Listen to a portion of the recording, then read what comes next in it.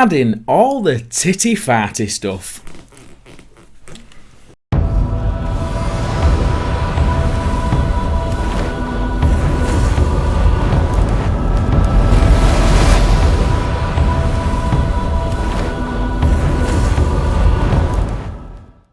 Right, so adding all your finishing touches. This is something that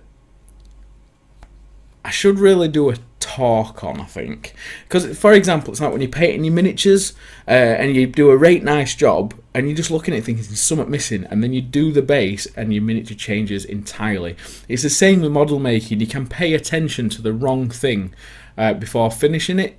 So what I tend to like to do is just get the base flocks down like I've done in this video. I've not gone over the top with the flocking, but then I've finished it off and I've looked at it and gone, don't need any more. Do you know what I mean? So sometimes I've done dials where I've finished it off, or I thought I finished it and gone, oh, there's a bit missing here, a bit missing there.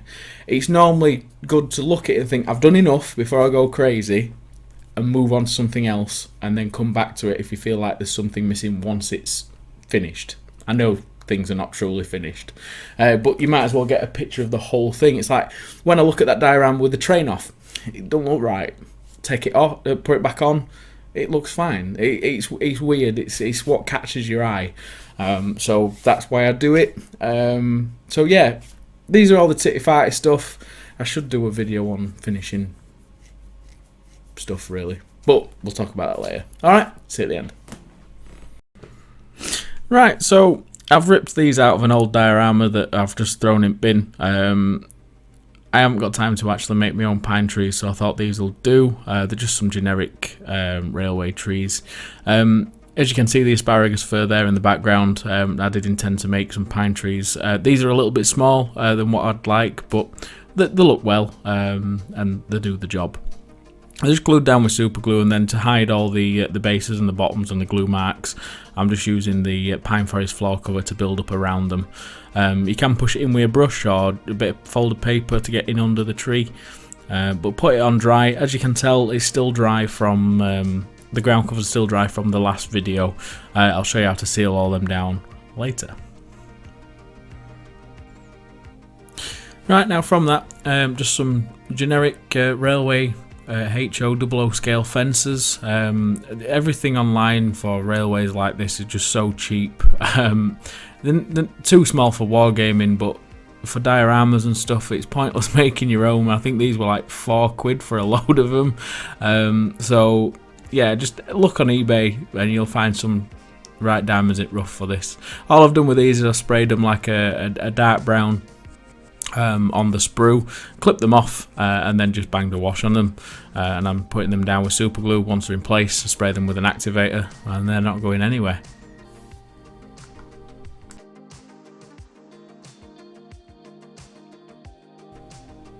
Right, now making some nice bushes. A lot of people use clump flock. I'm not a big fan of clump flock in dioramas. What I tend to do is I like using seafoam. So what we do is we make a hot glue base like this, and then you get your seafoam parts, and then literally just shove it onto the hot glue. The baking paper makes it so you can just peel it straight off once it's dry. Make sure you put all the twiggy stuff to the bottom. It's obviously that's like your branch structure that holds your bushes up, and just press them down into the hot glue. And once they're dry, we can spray them and peel them off.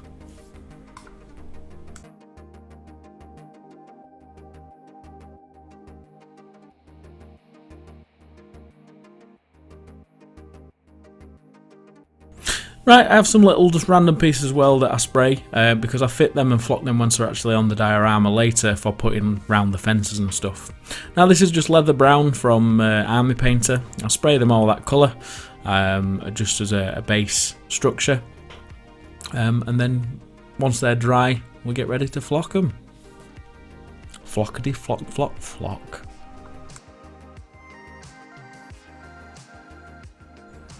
Right, then spraying with yacht varnish, tried and tested way of doing things. It's yacht varnish from Paint Factories, £2.30 a tin, and then sprinkle on the Luke's APS fine pine needles, whether it be mid-green, dark green, whatever colour you want. I am running out of mid-green and we're waiting for a shipment of that in, so when that comes in you can buy that from the store below.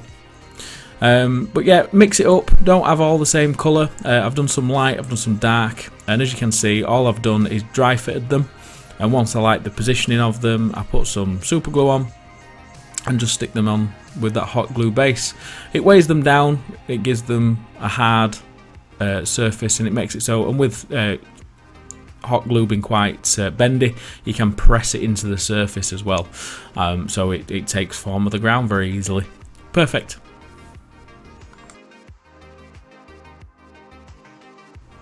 Right, so this is the hedge foliage from the Luke's APS range. It's bigger, heavier clumps of flock, which are good for doing scrub.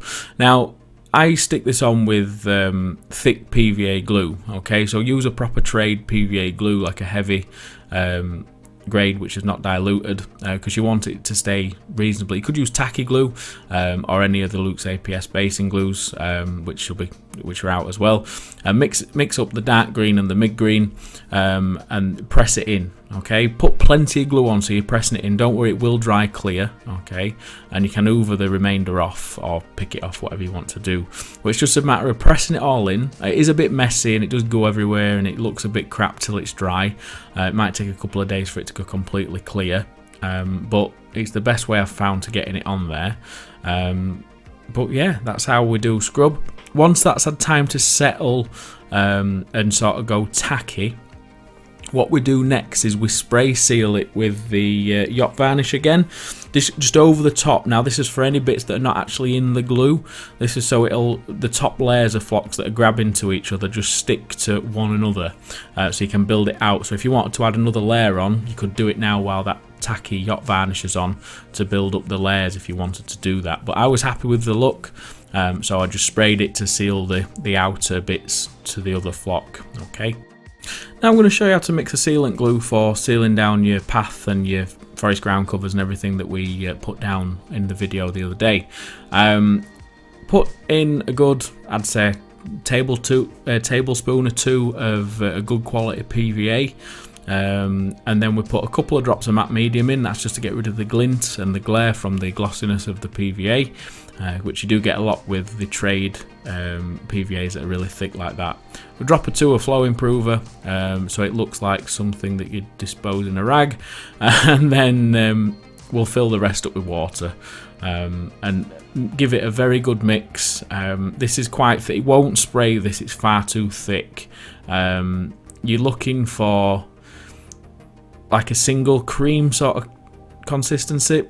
As you see there, it's not completely soaking in spaces, but once it does over time soak right in, and all you got to do is spray that with some isopropanol once you put it down as well, and that helps it completely soak right down to the bottom.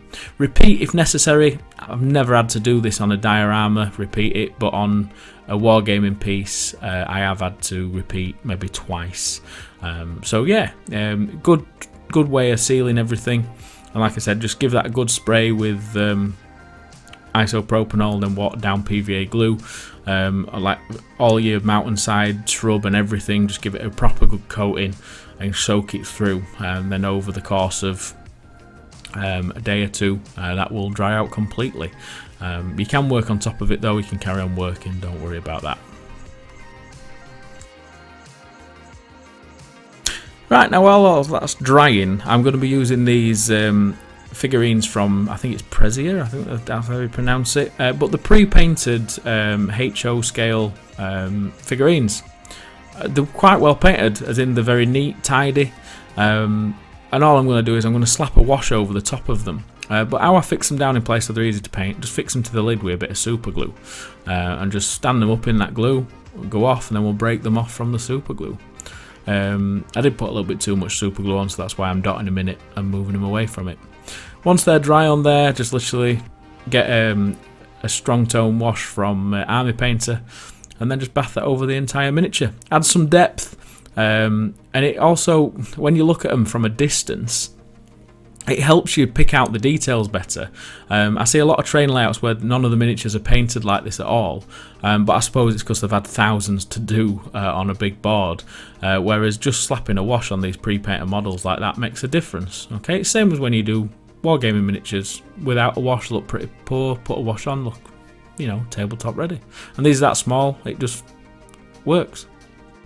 Now I'm just gluing the figures once they're dry down to the path. The path is still wet as well, but I am putting just a drop of gel super glue on the feet, so once it all completely cures, they're not going anywhere.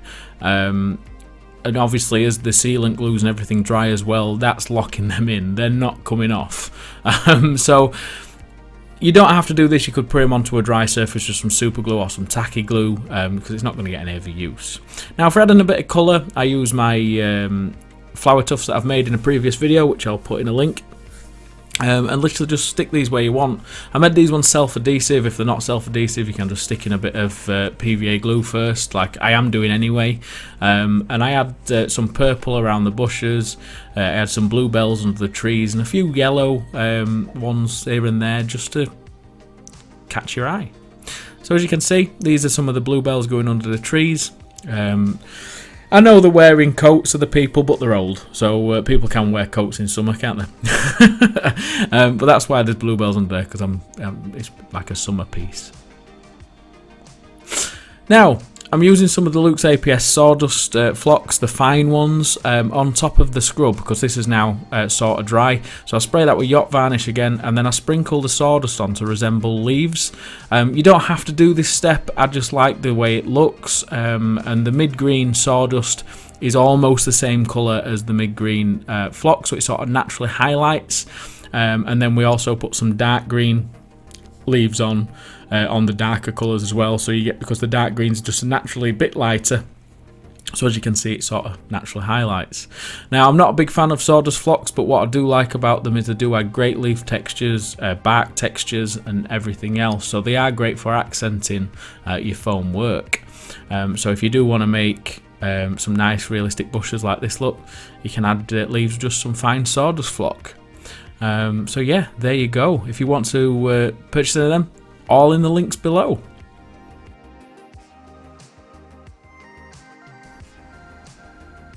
So on the dark green one, I'm going to add some, mid-green, I'm going to add some mid-green flock. So as you can see, the dark green flock on top of the dark green foam, it's got like just a little lifting highlight, and it's same with the mid-green sawdust and the mid-green foam.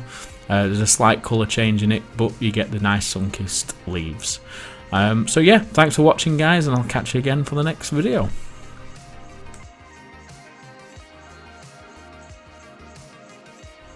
Right, so sort of finished. I could keep adding stuff to this for ages, but I need to call it a day because I need to move on to something else. But the one thing that I liked doing, and I think it's made quite a difference, is just chucking that little wash on the pre-painted model, because over there, it's about 8 foot away, is the diorama just sat up against a wall where I took a picture of it, and the woman in the yellow coat, I can pick out her arm. Now before they were painted and I were test fitting them off camera, when you walk in the room they just look like blocks of colour, you can't really depict what they are. But once you've put the wash on, I can still see her arm, I can see the folds in the jacket, and that's 8 foot away, and that's a, what, 18mm model? Makes a difference, and I think it just adds that a bit more depth. Okay, I love pre-painted models like that. I wish they'd do that for Wargaming, it'd be awesome. As in, because I ain't got time to sit down and paint armies, if I could buy them like that for that sort of money, it'd be awesome. But nobody does that for this. No companies do that yet. Not to like mass battle standards, anyway. But yeah, very happy with it. If you've got any questions, or ask below. If you want to buy any of the products used in this video, like the flocks, the clumping flocks, glues, adhesives, whatever, check the links below, guys. All right. Thanks for watching. Thanks for tuning in. Any questions, just ask. Catch you again soon.